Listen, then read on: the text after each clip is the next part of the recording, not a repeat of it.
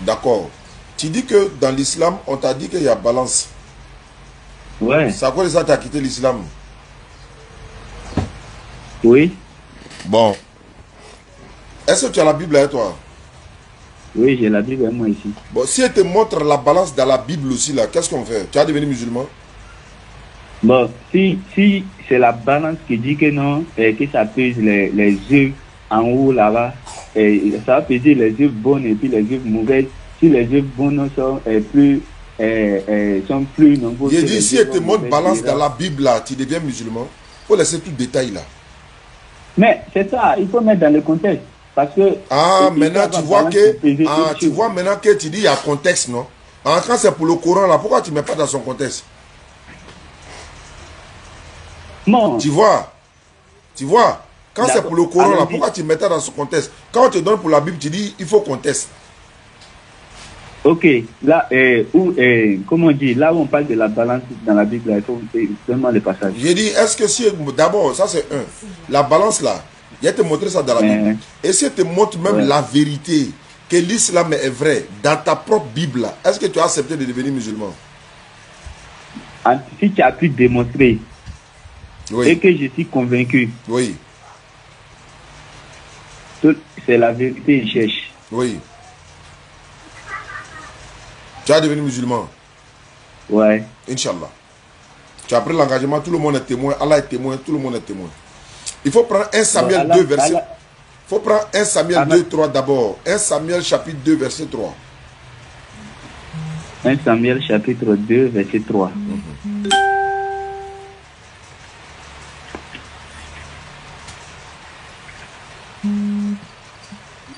Oui, il a dit.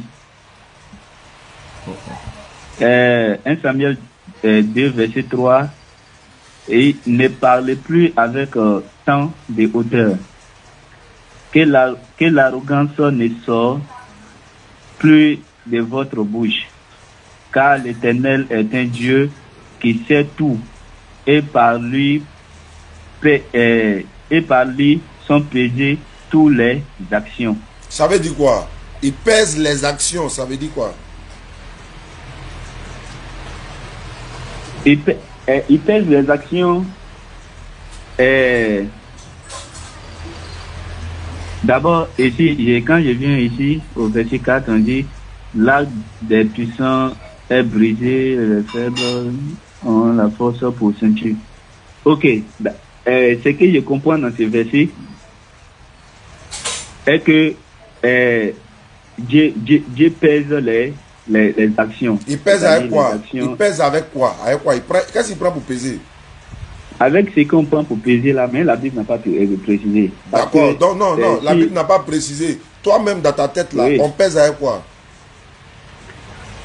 Bon, ce qu'on prend pour peser, c'est la balance. Kilo, non? Kilo, on pèse avec kilo.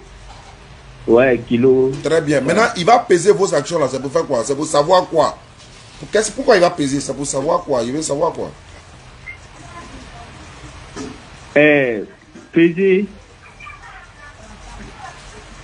c'est pour savoir les trucs, comment on dit, les bonnes. Et c'est pas en fait, mais vous expliquez ça comment? Non, moi je ne sais pas. C'est toi qui as dit que tu as quitté l'islam parce que là-bas on pèse les actions pour voir si celui qui est bien ou vrai. Il a dit ok, il n'y a pas de problème. Comme tu dis, c'est ça qui t'a fait quitter l'islam. Maintenant, si on trouve ça dans ta Bible, là, on fait comment? Tu dis de te montrer. Il t'a montré. Et puis toi-même, tu n'arrives pas à expliquer. Et puis c'est pour le Coran que tu vas expliquer. Et puis tu as même dit, il faut le mettre dans son contexte.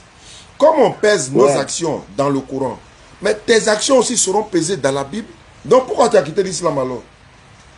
Ça fait un. Ici, là. Ça fait un. Oui. Oui. Est-ce que quand tu étais musulman, tu prenais les ablutions, non? Ouais. Si elle te montre ça dans ta Bible là, ça veut dire quoi? Ça doit t'amener à faire quoi? À rester là-bas ou bien à quitter là-bas pour aller écrire dans ta Bible là, que ablution. C'est écrit noir sur blanc dans ta propre Bible là. Mokoson, c'est pour les musulmans. Ça cherche quoi dans toi ta Bible? Voilà mon problème. Ok. Mais le problème est que quand Jésus est venu là, est-ce que Jésus a recommandé à ses disciples de faire ce que Dieu a recommandé? Il a recommandé.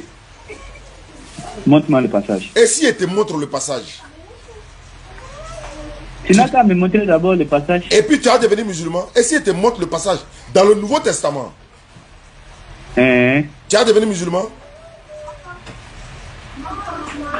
Bon, je pense qu'il a donné condition. Hein. Il dit, si je suis convaincu. Mais si il te montre la vérité, tu peux refuser alors que c'est la vérité. Donc ça, là, on ne peut pas te forcer à être convaincu. Donc il faut prendre l'engagement. Tu veux voir Sergi, où Jésus a dit à ses disciples de faire Sergi, dans le Nouveau Testament. Je vais te montrer. Et si il te montre, est-ce que tu acceptes de devenir musulman? Où Jésus a dit à ses disciples de prendre Sergi avant de prier. Oui. C'est ça qui donc je comprends maintenant, comme tu as pris l'engagement, tu es prêt à refuser la vérité. Voilà pourquoi tu es en train. Tu as dit tout à l'heure, c'est Balance qui t'a fait quitter l'islam. C'est ce que toi-même tu as dit. Il a dit, je vais te montrer Balance dans ta Bible. Ça c'est un. Je vais te montrer la vérité dans ta propre Bible. Est-ce que tu seras prêt à devenir musulman? Tu as dit oui. La vérité dans ta propre Bible. Premièrement, il t'a montré Balance d'abord. Tu ne peux pas discuter. Ça c'est déjà un. Il t'a montré, il y a l'ablution dans ta Bible. Tu dis non. Ça, c'est l'Ancien Testament. Donc, tu es en train de jeter une partie de ta propre Bible. Tu as dit que tu as la Bible dans ta main, hein, mais tu ne crois pas à une partie. Oui. Il y a la Bible dans ta main, hein, mais il y a une partie que tu ne crois pas. Donc, toi, tu ne crois pas à une partie. Toi, tu veux que nous, on croit à quoi? Toi, tu ne crois pas à une partie de ta Bible. Et puis, tu veux que nous, on croit. Ça, c'est un. Deux. Il a dit ablution. Tu dis non, de te montrer ablution là. Où les disciples ont fait ablution. Il a dit, il va te montrer, mais en condition, est-ce que tu seras prêt à devenir musulman si tu montres que où Jésus a dit à ses disciples même de prendre l'ablution? Si es-tu convaincu? Non, il faut dire oui. Si tu m'as montré oui, tu dis si je suis convaincu. Être convaincu là, c'est Dieu qui convainc, non? Moi, c'est pas moi qui convainc. Mais il y a celui qui est de mauvaise foi. C'est la parole qui convainc. Il va voir. Hein. C'est la parole qui convainc. Il va voir, mais il va refuser. Mais c'est pas grave. C'est pas grave. Il te donne quand même. Faut prendre, faut prendre Jean 13, verset 1 d'abord. On commence au verset 1 pour aller. Les internautes nous suivent. On est en direct. Si tu as refusé net là, ils sauront la vérité. Mais moi, mon devoir n'est que la transmission du message. Jean chapitre 13, verset 1 pour lire pour descendre. Il faut lire pour descendre. On dit avant la fête de Pâques, Jésus, sachant que son heure était venue de passer de ce monde au Père, et ayant aimé les siens qui étaient dans le monde, mit le comble à son amour pour eux. Pendant le souper, lorsque le diable avait déjà inspiré au cœur de Judas Iscariote, fils de Simon, le dessein de le livrer, Jésus, qui savait que le Père avait remis toutes choses entre ses mains, qu'il était venu de Dieu et qu'il s'en allait à Dieu, se leva de table, ôta ses vêtements et prit un linge dont il se ceignit.